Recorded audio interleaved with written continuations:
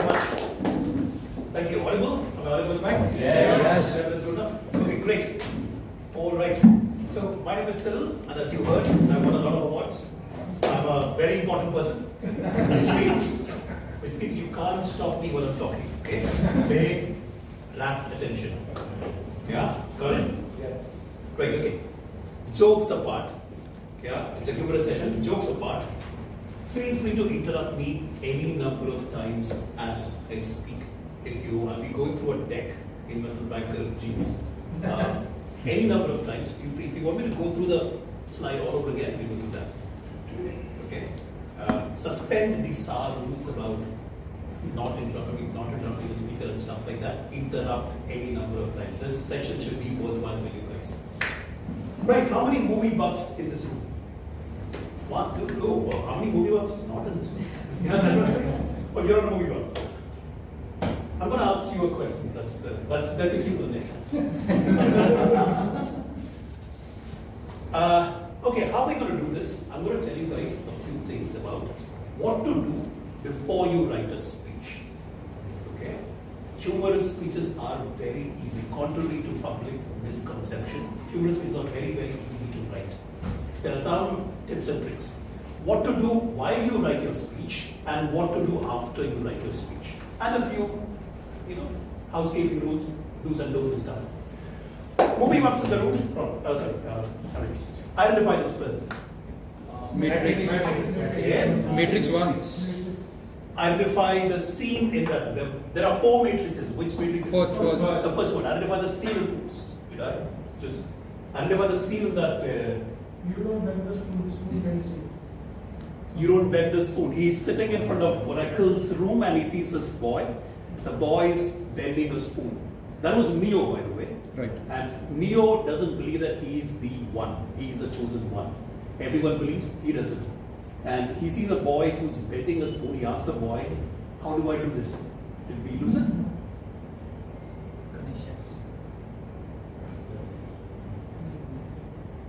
Detected.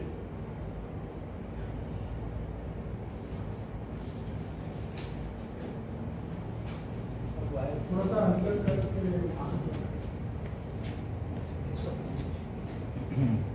You need to bend some wires. Remove it and put. you talk to slow. You can bend the wire bends.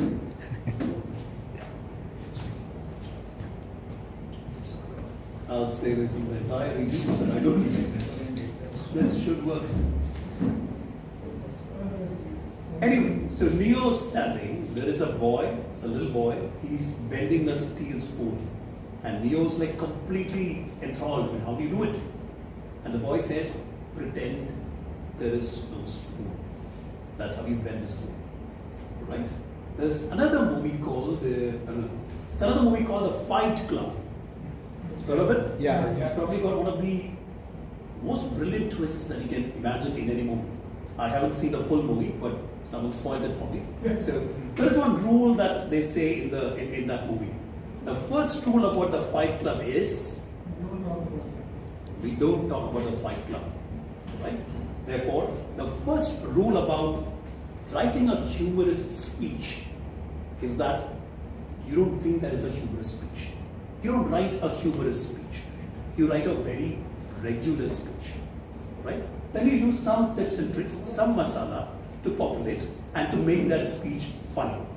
If you sit and roll your sleeves and ask for humorous speech midnight, baal ud jayenge, nahi to safed ho jayenge. Yeah, I've had experience with both. All right. Now another thing that I would tell you, this is where I would need the laptop actually. We can use a laptop still. We can put here. Laptop. Sorry, yeah, I would need to show you guys the. Just wait a second. Yeah, let's give me a second.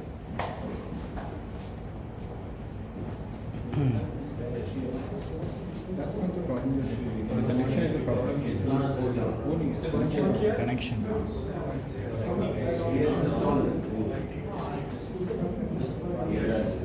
Let's discuss the commercials first.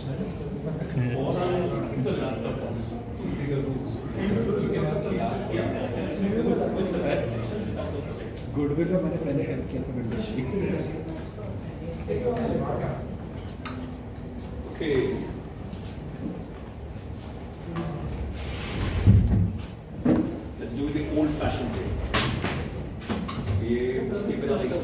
Look at you ways to see it.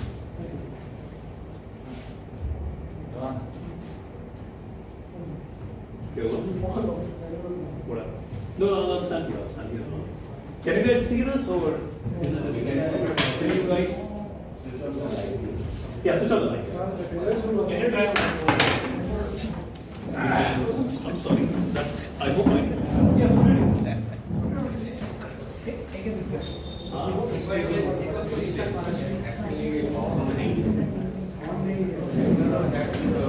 It is big.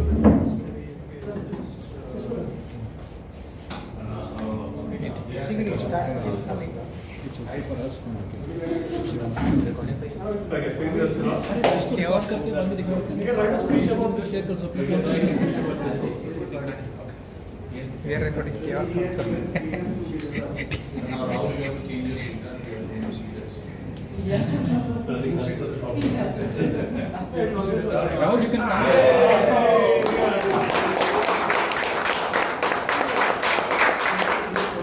Let's kill the lights. Can we just turn the lights? Okay, that should be okay. Yeah, all right. So, like I said, you don't start by writing a humorous speech. You write a very regular speech, then you come back and you make it humorous. That's where we stop. This essentially means that, now number one, remember that you're preparing for a humorous speech contest, right? It's not stand-up comedy. It's a Toastmasters speech contest. A Toastmasters put some kind of added filter, added layer of decorum that you need to follow, right? Therefore, whatever are your regular rules of physics when it comes to writing a regular speech, all those rules of physics will apply when it comes to writing a humorous speech. What are those rules of physics? What are those rules of universe? Opening, middle, closing, yeah. You need to have a speech structure. You need to have vocal variety. You need to have body language, yeah, body gestures. You need to use some words that would make the grammarian smile. It should be an exhilarating day, yeah. Isn't it? So, and you need to do all those usual things that you would do while writing a regular speech. Remember that before you get to your speech writing. Now, look at this one. Know your judges' evaluation criteria thoroughly. You are performing for the audience, but you're performing for the judges. You're being evaluated by the judges. Therefore, know what are those items on which you're going to be evaluated on. Is pe marks milne wale hain, right? Even in exams, you say last 20 years ka papers, we check it out, right? So we need to know what are the important questions to do for. And now, this is the judges' evaluation criteria for a humorous speech. I've competed in HSC and I've competed in ISC. And when I saw the HSC ballot for the first time, I literally fell off my chair. Because this is identical to the ISC ballot. There's only one difference. In ISC, that is not 55, that's 50. And this is not 15, that's 20. Therefore, 5 points move from here. Apart from that, this is what you need to know. Several people in large clubs, people say that I don't have mentors. What do I do? How do I make, how do I improve? I tell them, check the judge's ballot. See if any speech that you write has got this kind of, evaluation that you can do. These points covered, right? You need to have speech development. Is there a good structure for your speech? Is there a discernible opening, a middle, and a closing to your speech? Bare minimum that's needed. Effectiveness. Are you achieving what you set out to do? Your speech was going to be on 3 mistakes of your life, right? Did you say 3 mistakes? Or did you say 13 mistakes? Or did you stop at 2 mistakes and you ran out of time? Whatever you're setting out to do, your speech should be effective. Another one, speech value. Did you present any new ideas, any original thought? Right? Humor is always misdirection. Did you just say sun rises in the east, or did you have anything interesting to say? Go ahead. Yeah, good question. When you say value in humorous speech, what does it mean? Value as in ISC speech, you have a takeaway, have a message, some learning. In humorous, what would be the value? Hold on to that thought. All right, I'm going to come back to it. How you can add value in a humorous. What I mean by that value. It's basically new ideas or original thought. Are you presenting a platitude the way it is to be presented? or are you having some new spin on it? I'll give you an example, like hold on to the thought there. Audience response. Are the audience attentive? Is there any laughter? There's a open place where laughter is being mentioned. And look at that, 15 points out of 100, right? So name is humorous, but things are not. Name is humorous, but things are international. Yeah, truly, as per the judge's criteria. Is there any interest? Did your audience just sleep? Are you the only one who's laughing at your jokes? Yeah. Speech delivery. Now we come to delivery. 30% of your overall marks. Your body language, your appearance, your voice. Are you talking in a very monotonous way? Are you trying to get, deliver a humorous speaker talking monotonously? There is no verbal rhythm. There is nothing. You're just talking on. The audience is going to sleep. Or do you have vocal variety? Are you really entertaining? Are you engaging? Are you electrifying the audience with your speech alone? That's something you need to do. I want someone to ask me a question about this later on. You can also deliver a humorous speech in monotone. The most famous speaker in India speaks in a monotone.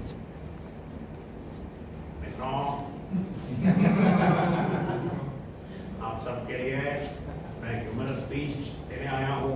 क्या बात है? Right? आप सुनिए और आप चले जाइए. There's a peculiar, there's a pattern to it, there's a predictability to it. Yet he is the right? Manner, directness, assurance, enthusiasm. You can't deliver a speech. You're so tired and you're bent down by the weight of the universe. You can't. You have to be energetic, assured. And language, like I said, the grammarian should be happy at the end of every speech that you give. Ensure that there is one word that's maybe 5 kilos zyada than the other words. Yeah, so that the grammarian should take note of that. Any questions so far? Know the judge's criteria thoroughly. After any speech that you write, this is one way to ensure that all your Toastmasters speeches are actually one notch above than the next person. Ensure that you do this very thoroughly. Some tips to elevate the humor content in your speeches. Humanity's inherent and perverse proclivity for miserable stories. One slide ago, I said, use at least one word that means a grammarian smile. Who's a grammarian here, by the way? Exhilarating grammarian? Oh, there you are, yeah? Okay, proclivity, perverse, all those words. What it basically means is that we as human beings, we love miserable stories very much. We love misery. We love misery so much that we smile at misery. Yeah? Yes. We smile when miserable things happen to people that we hate. Obviously, right? I mean, it serves that guy right or that girl right. Yeah? We smile when miserable things happen to people that we don't even know about. Case in point, you're walking down the road. Stranger walks down the other side. A crow does the job of the stranger. People are laughing already. Yeah? You smile at that person. Why? Secretly, thank God it's not me. But you give that person a sympathy smile. Sorry, boss, not your day. But suppose you get you good luck. Yeah? So you walk away. We smile when miserable things happen to people that we love. We give them a solidarity smile. We say that it's okay. No, bad times are like good times. They also will come to and chin up. We're in this together. We give them that encouraging smile. We smile at misery in all its forms, no matter to whom it happens. Right? Therefore, when you set out to write a humorous speech, think about the last 10 times in your life when you felt absolutely miserable. Okay? I'll give you 15 seconds. Just think about your worst moments in your life. 10 of them, if you can.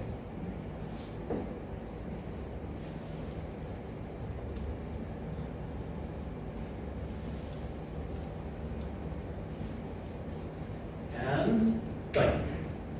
Most of you would have thought of 3 miserable stories. Yeah? Anyone who thought of more than 3? Chances are you said, there's no way I'm going to share that story with. Yeah? You can't. You won't. That'll be a little too embarrassing, maybe a little too miserable. But maybe when you start thinking, the 7th or the 8th story will be the perfect material for a humorous speech. If it's just think about the last time you shared something miserable that happened to you with your best friend. TC ne pakada, right? Chances are that TCs tend to catch you on the day your season pass ends. I don't know how they have it, yeah? Isn't it? It's one rule of the universe. It's one inalienable. It's Newton's fourth law, I would say. Now, chances are you would have laughed with your friend, whatever happened. Chances are your friend would have laughed with you and you would have laughed back. Right? They say the best form of memories, of sad memories, are those sad memories that make you smile after a while.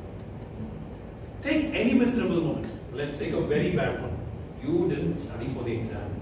You started copying. You got caught. You had this innovative way of, people store stuff over here. I'm told that people store it in a matchbox. Then they have this Spider-Man kind of thing. They can put a rubber band and they can make it appear and do it. I have no idea how they do it, but apparently, someone's lucky. Somebody tried it, or one of you tried it, one of you got caught. Right? Believe me, the moment you say, did you notice a lot of people who laughed when I said copy? Yeah? Right? Did you notice a lot of people who laughed about the people who laughed about? Believe me, in misery there is laughter. Right? So, any miserable story, there is automatically an introduction, a middle, and an end. An introduction. I didn't study for my exam. Why? Because I didn't make it. Yeah. Therefore, that's an introduction. What you did to get you in that place. The middle. I decided to copy, and this is how I copied. Right? And I got caught. And there is an end. What did I learn from that particular lesson in my life? There is a discernible introduction, middle, and an end. Therefore, start thinking of your miserable stories because you're going to make a lot of people smile. Right? So we discussed about writing a regular speech. A regular speech is recounting your miserable stories. Now we are on stage number 2. Any questions so far? Anything? No. Oh, I thought you were raising your hand. Go for that big opening and catch those laughters early on. If you know any stand-up comedian, he will crack a joke in the first 5 or 7 seconds. Right? It's the rule of comedy. Go for that big opening. Ensure that people know that you're here to make them laugh. And if you do that, automatically, that in the previous slide, there's an assurance and all of that. Assurance, how direct you are. Tuck, tuck, tuck. Judges are going to tick on that. Right? One person who does this like a boss is Toastmaster Ankit Satanekar from Bombay Toastmasters.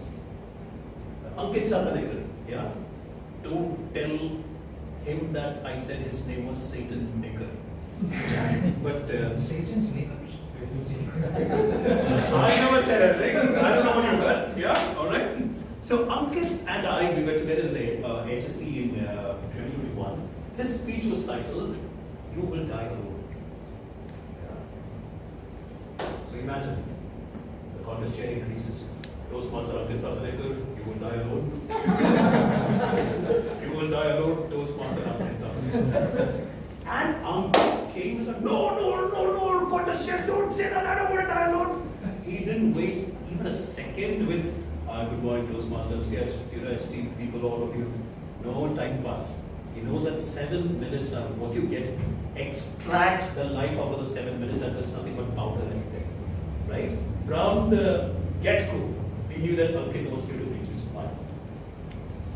George Washington had this very famous quote. He said that if you're ever arrested for kindness, for being kind, ensure that there is enough and more evidence to persecute you to the worst extent possible. Right? Therefore he said, be kind. Let you be, agar फांसी देना, फांसी होना चाहिए तुम्हारे साथ. You should be hanged for kindness. If you're coming up for a humorous speech, let there be enough and more evidence there to persecute you to the worst extent possible. It's a little difficult, it's a little vague when I say that. Therefore, here's a metric. Ensure that you have at least one laugh line every 1 minute or so.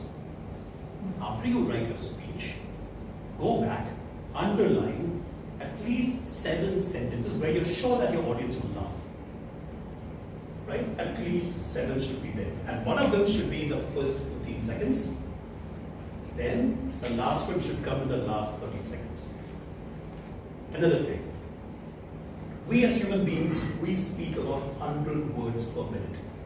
Therefore, in 7 minutes, 700 words. If you're a fast speaker, you may speak about 125 words or so. Your humorous or your regular Toastmasters speeches should have 850 words or so. Yeah, for you to be at that 7 minute criteria. Like humorous speech, make allowance for audience response. You want to crack a joke, you want to give that little pause so that the joke is sunk in. People are laughing. When people are laughing, you're quiet, you're milking the moment. Then you walk to your next level. So your speeches should be somewhere about 650 to 700, maximum 750. Yeah, and you're in a good day. This is very important, otherwise you'll be like hurrying through your speech. Alright? Intersperse your narratives with twists wherever possible. Christopher Nolan movie called The Prestige. How many of you have seen it? Wow, okay. You guys know why the movie is called The Prestige? Magic Tricks final review. Yeah, that's right. So Prestige is not a movie. It's an experience, right? It's one of those genius movies like I urge you to watch it. It's got Hugh Jackman, Wolverine, and Christian Bale, Batman, playing magicians. And magician A, magician B, they are intensely competing. Magician does one trick, the other guy sees it, he decides to make that trick better, he performs. This guy sees him perform that trick, he decides to make that trick even better, and he performs. He sees him do that trick, he makes it even better. It's an intense rivalry between them. That movie is called The Prestige because there are 3 stages to every magic trick. Stage number 1 is called the pledge. The pledge is when the magician says, I'm going to make this table disappear. Yeah, that's a pledge. Stage number 2 is called the turn. The turn is when the magician does whatever he promised. He makes this table disappear. Alright? And stage number 3 is called the prestige. The prestige is what magicians live for. They are like basking in the glory of having dumbfounded the audience. Just like the 3 steps in magic, there are 3 rules of humor. We call the PPP rule. It's called the premise, the pause, and the punchline. The premise is when you laid out the joke, the setting. The pause is when you pause. Obviously, you led the audience to a certain point in the story and you're pausing. And then comes a punchline. Right? Example. Mary had a little lamb, little lamb, little lamb. Mary had a little lamb, and she said, "Thank you, chef." Yeah, there's a darker version of it. Mary had a little lamb, little lamb, little lamb, and her gynecologist had a heart attack. Yeah, it's a clothing, yes. How can Mary have a little lamb? Look at that joke again. Mary had a little lamb, little lamb, little lamb. Premise. Mary had a little lamb. Pause. And the punchline. She said, "Thank you, chef." Right? That's the basic structure for any one-liner that you crack. The premise, the punchline, the premise, the pause, and the punchline. Here's an unasked question. Most people ask me, how much should I pause? People say that, pauses are like the silence between notes and all that big words that evaluators say. How much should you pause? Is there like a tick tick 1, tick tick 2? I was told that say 1 Mississippi in your mind. Now I speak a little faster than most people. My 1 Mississippi is faster than, Ron's 1 Mississippi. Now here's a technique that I developed. Say tick tick boom. That's your punchline. No matter how fast you're speaking, this tick tick boom in your pace will give you just the right amount that you should pause for your joke. Mary had a little lamb, little lamb, little lamb. Mary had a little lamb. And she said, "Thank you, chef." If you say that fast, also this tick tick boom technique will never fail you. Remember me the next time you crack a joke. Yeah, using the tick tick boom. Some tips and tricks to make your speech better. Insert quotable quotes. No matter whatever speech you're delivering, the moment you bring in Shakespeare, the speech ka weight just goes down by, it goes up by 50 kilos. Right? I don't know how many of you noticed. I mentioned someone in the last slide. I mentioned George Washington. Right? These are tips and tricks to throw some, these are name drops. These are the good shades that you wear so that the right people see. Right? The judges would love you for it. Insert a quotable quote. And no matter whatever your speech is about, you'll find a very humorous quote, a very uneditingly apt quote on the internet. Whether your speech is on marriage, whether your speech is on murder, whether your speech is on getting a job, getting fired from a job, you'll find a one-liner there on the internet. Alright? Use it wisely. Use your quotable quotes wisely. Inside a movie line. I came from Kula, right, to this meeting here. I got into this local at Kula. I got out. It wasn't the same me that got out. It was a much compressed me. Has anyone taken this train called the Virar local? Oh yes. Oh yes. Yeah. I say that it's an Olympian effort to get into the Virar local. Once they're in, you feel like Tom and Jerry met Tom. Yeah, you're pressed and pulled, and you automatically do a dance. And it's an Olympian effort to get out of the Virar local if you're getting out of Olympic. Yeah? Indian Railway, Bombay, it's 10 times more populated. I can say all of this in one line. Virar local ko bhagna mushkil nahi, namumkin hai. Yeah? That entire 45 seconds of introduction of Virar local just kind of gets it into one movie dialogue that connects in a way that your introduction could not connect. Use movie dialogues as much as you can to get your, don't overuse it. And this is that in India, few things can, I'm going to exceed my time, I'm so sorry. Yeah, because we had some startup issues. Yeah. In India, no matter where you go, you can speak about cricket, you'll find an audience. You can speak about share prices, you'll find an audience. You can talk about movies, you'll find an audience. If you're in Bombay, you can talk about how difficult it is to get a rental place. You'll find an audience, right? Movies connect people, and it's a very good way to have that bridge across to the audience. Use whatever iconic movie dialogues that you want, Ja Simran Ja, Mudhyamo Khushwa, whatever that you want. I have a question regarding this. So I see you are using the Hindi sentences in between. Yes. So in previous speech I delivered, I had a dilemma. So I wanted to say something like bus kar pagle rulayega kya. So I was in the dilemma whether I translate it in English or use Italian. That's a great point to highlight. Two things. Give a translation. Things get lost in translation. Yeah. Robert Frost said that poetry is what gets lost in translation, but humor is also gets lost in translation. But you need to give that translation because number one, Toastmasters requires that. Number two, your judges may not be very conversant with that movie. So let the joke be the judge. Say that I'm translating this for the, that's what stand-up comedians do, right? They make you the idiot because you didn't understand the joke that way. Make it in a very respectable way, but translate it. Yeah, and move on. It's an annoying thing, but you need to give that translation. Most of the time, you'll find audience smiling at you. They say that laughter is the best medicine, right? Yes. I say laughter is also the best virus. Because you hear one person laugh or smile or chuckle, the other person will laugh. And then it kind of spreads more.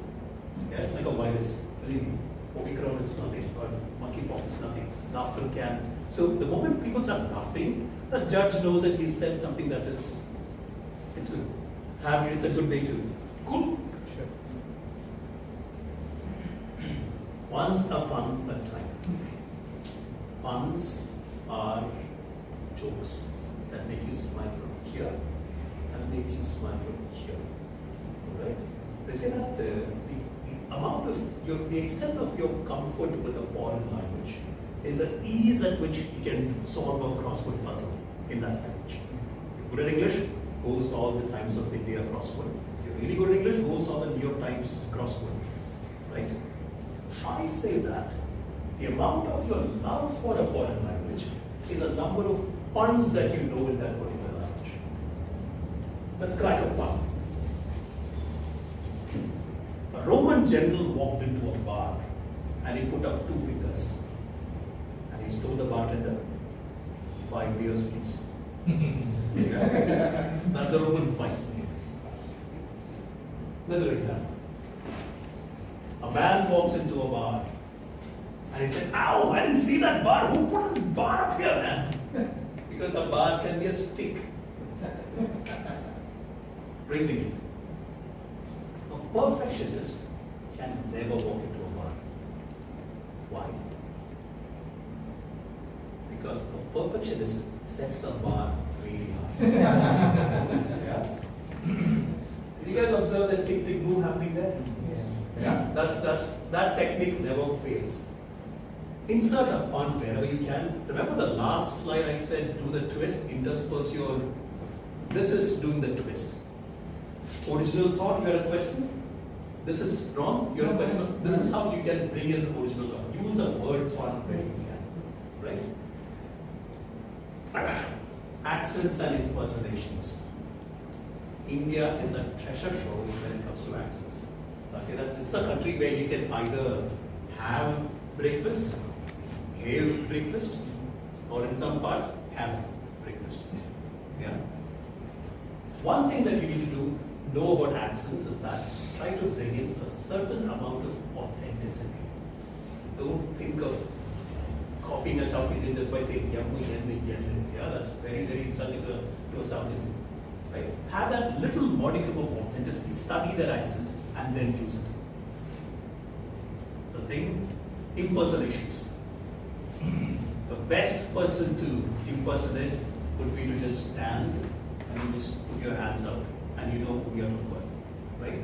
Another person is to actually drop one shoulder, walk in with a swagger and say, and your every sentence, I. How speech they have. I. Yeah? And everyone knows that who you're talking about. Everyone knows millennials. Yeah. So you guys know, okay, good. Right, yeah. Have those impersonations and let the audience will know whom you're trying to impersonate and your job is done.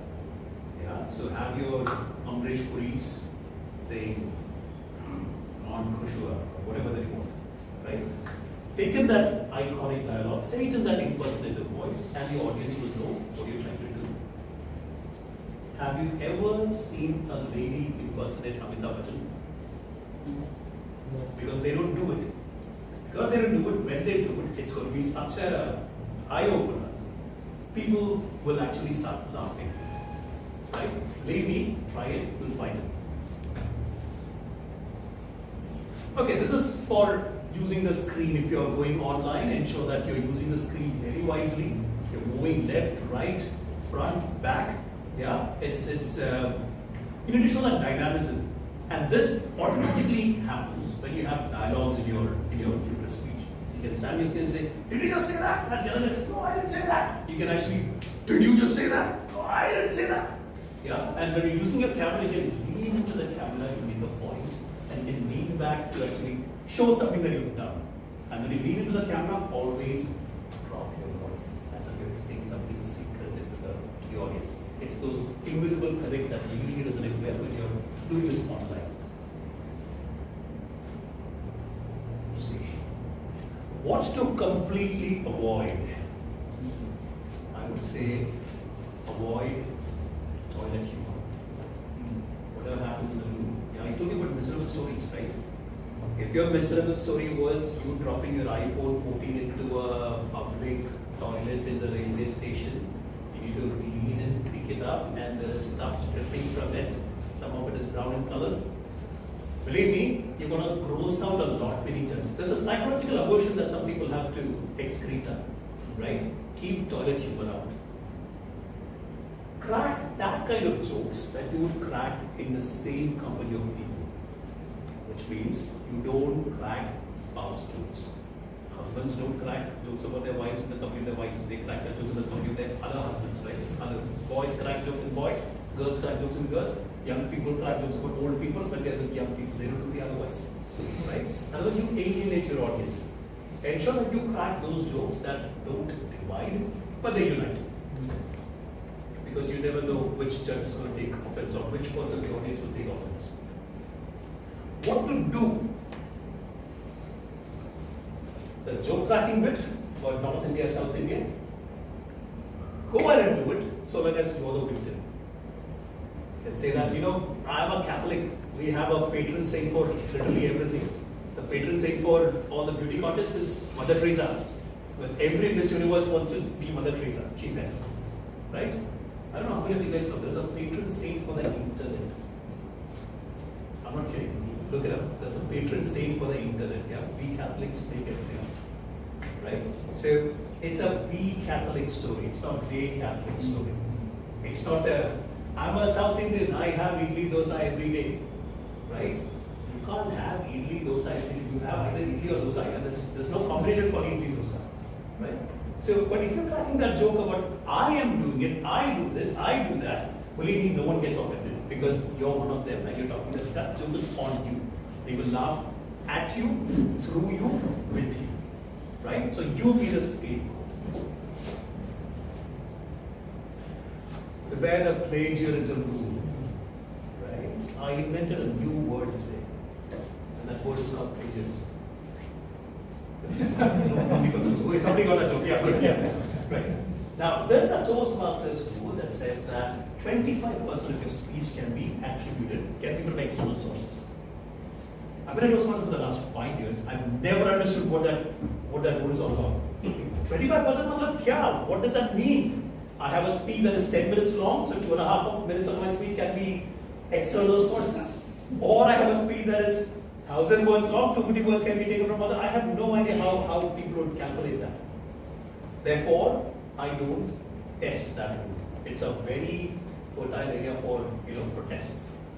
So whenever you're quoting external sources, give credit. As Charlie Chaplin said, as we heard from WhatsApp University, as so and so said. Ensure that if you're using an external or third party's joke, give credit. That's one way to sidestep it. And ensure this is a tricky area, it's a little sensitive area because this is where people actually try to disqualify you. Be careful. Yeah, just one thing. Now people copy stand-ups, so to avoid that. You can avoid that, Yeah. yes. If you're not overdoing, if it's just one line and if that line is very well fitting, you can fit that in. Don't overdo that. If it's a very famous one line, you're on a little bit of thin ice purely on account of that rule. Some essentials that you should be doing, get a mentor. Get a good mentor. I was privileged to have TM Cyril. He was the previous year's humorous speech champion. And I was very cocky after my club level contest. I won it. It was the first ever time I won any contest. So I came to Avinash, and Avinash saw the speech draft, and he said, "You have moved past the club. You won't move past the area." I said, "Why?" He said, "Underline the speech in yellow wherever you think the audience would laugh. I need to see at least 5 of them. I am poor." Right? So we ended up writing that speech all over again. Then we made me do some 17 different revisions by the time we reached the district. Get a mentor and ask that mentor how he can improve. Right? Another thing that you should be doing is get a bakra. Sorry? Toastmaster bakra, not Toastmaster bakra. In my case, my bakra was my mother. My humorous speech, I would actually deliver it at home so many times that it was literally, I'm sure the Geneva Convention for Human Rights, there's a violation there. Right? At one point she said, "One more time you say that speech, either you or I will stay in this house." Yeah. So what did I do? I got more bakras. Yeah. I had bakras. The youngest bakra was 12 years old, my niece. The oldest bakra was 75, my uncle. I had bakras in every single decade of their age. I had bakras in the 20s, 30s, 40s. I tried my speech with them. Because the moment you do this, you get feedback from multiple age groups. And you realize that you're not offending anyone. It's a very good way to actually ensure that your speech is democratic. Get as many bakras as possible. Right? Practice. Practice your speech as much more than the number of times listed over here. Practice whenever you can, with whomever you can. Because the more time you, humor is one thing. You know, Charlie Chaplin once said something. He said that I will stand here and crack a joke. You guys will smile. I will crack the same joke again. Some of you will smile. I'll crack the same joke again. Few of you will smile. I crack this same joke fourth time, you guys will actually do that. Then he said, if this is the way we treat a joke that is repeated, why do we insist on repeating the bad memories in our life again and again and again? Right? Philosophy. But believe me, in your HSC, you're going to be repeating the same speech again and again and again and again. Practice. By the time you get here, you're going to be convinced that your speech has got absolutely no humor in it. Believe me, you've repeated that so many times. Which is why you get a bakra, you get a new bakra, and the bakra smiles, and you know that your joke has got something, it actually eggs you on. Therefore, ensure that you get a bakra, you get a mentor, and you practice your speech on them as many times as possible. Okay, now just in case you guys are sleeping, let's do a recap. Write a regular speech, complete it, and then we make it funny by adding the masalas. 3 most embarrassing, I'm going to make it 8 most embarrassing, and there you find your material. The usual Toastmasters rules: use a heavy word, use body language, vocal variety, whatever that you can. Big opening, big closing, don't forget. The twist, whichever way you can, punchlines, puns. Avoid anything that divides your audience. You need to have audience unity, the audience should laugh together. Mentor and your bakra are your eternal saviors. Practice. And have fun. It's a humorous speech. Go deliver your speech. Sit back, laugh, ensure that your body is relaxed and you're having a good time. Because if you're not having a good time, stress shows in humor. Do whatever you can to get the blood flow. Do jumping jacks. Have Coca-Cola. That's my secret. Yeah, and do whatever you can so that you're full of energy. I guess that's largely it. Questions, answers, anything that you guys have to ask, let's go for it.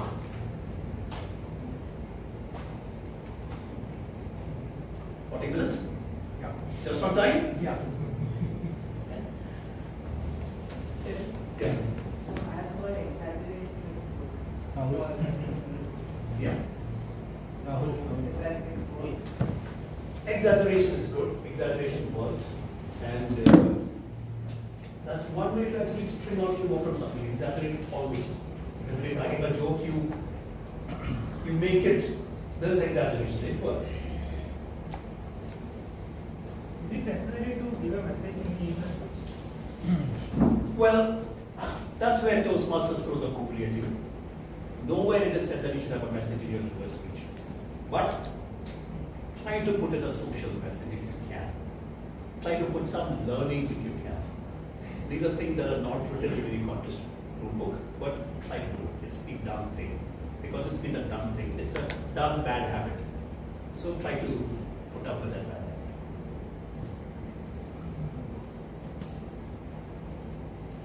Anything else? How can one improve fun? Such a command of language that's about fun. Keep an eye open for all the one-liners that you can. Right? That's the only way to do it. Have a collection of jokes that are so bad that people actually laugh. One-liners. And try to find humor in every situation. Try to find humor in what can I observe people around you, funny people. What did they say that made everyone laugh? Humor is an acquired taste. You can actually acquire it. And one-liners are there, diamond doesn't on the net. Try to do it. Is it possible to write a speech with roller coaster, very emotional and humorous? You can. The miserable stories are when you can actually. And really people laugh at your misery, your emotions, which are being trampled and shattered. People will laugh at you. You can. Try to do it. You should be able to. It's way easier than what you think. You spoke about pauses, right? Like giving some time to absorb the laughter from the audience. So I wanted to know what if I expected a laugh, but that just didn't click. So how does one navigate that situation? Exit quietly. Can't do anything. I tried the Navy had a little lamb joke. I was a SAR at a club. I won't tell you which club it is. I cracked this joke. Who would laugh? This is They were all vegetarians. sorry. They were all vegetarians. They were vegetarians. Actually. Yeah. And I was like, oh my god. Then I cracked the other one, the gynecologist one. People looked at me as if I said something. What can you do? You just move, exit quietly to the next one line that you can. Pretend that nothing happened. Don't go for a humorous speech contest without practicing. Practice your laughs with someone. Ensure that there is some laughter. Otherwise, you're setting yourself up for difficulties. Cyril, how to add, you said that you need to add a laughing name in the first 10 seconds of the staff speech, right? So that's the most challenging part, you are just building up the contest and then 10 seconds is very minimal time, so make it first. You know what people actually struggle with? I've spoken to Toastmasters young and old. People actually struggle with the title. Yes, I told you, now what title do I give? I need a catchy title. You write your speech, the title will come to you. You written your speech, then you hunt the internet for a good one line. If you're not good with one line, you're still developing your funny bones, that's one easy way to actually do it. Yeah. And by the time you hit upon that one liner, you would have seen so many other one-liners that you can start using. Humor is an acquired habit.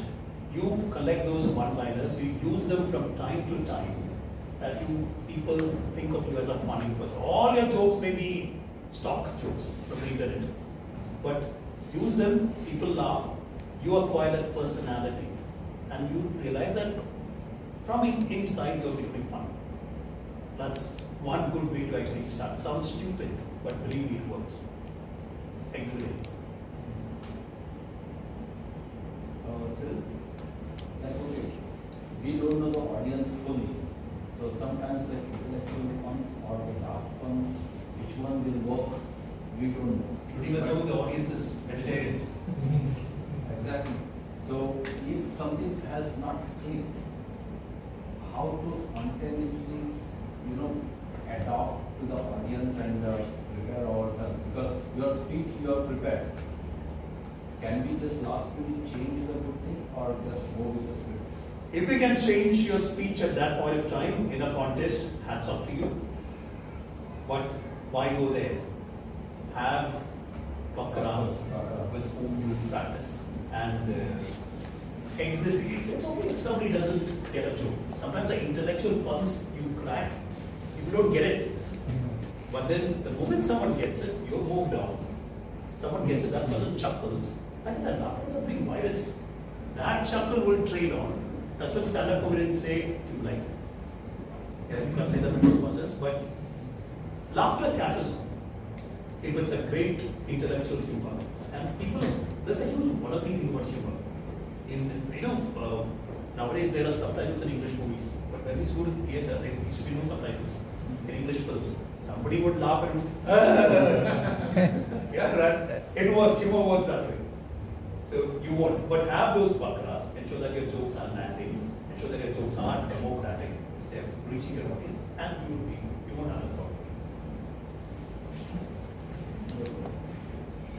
Is it necessary to be grammatically correct in English speech? Because incorrect grammar gives more out. You have to be grammatically correct and politically correct. You have to be, because language is one of those things there are 15 marks for language. You have to be grammatically correct. Unless you're impersonating someone and that person makes a lot of grammatical errors.